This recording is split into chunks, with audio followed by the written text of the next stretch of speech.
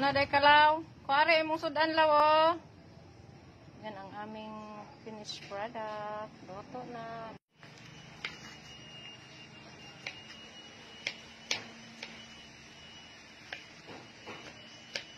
Hiwa ng mga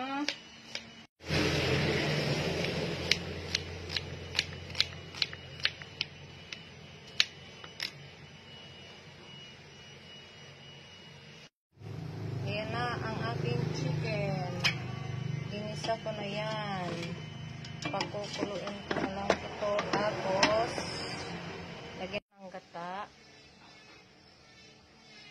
Ito naman yung pangalawang gata.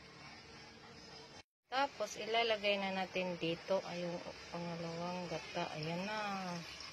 Sarap yan. Mabango.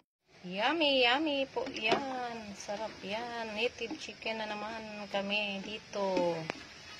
Tingnan natin kung ano nang nangyari. Ayan, kumukulo na. Wow, ang sarap. Yung pangalawang gata na lang ang kulang dyan.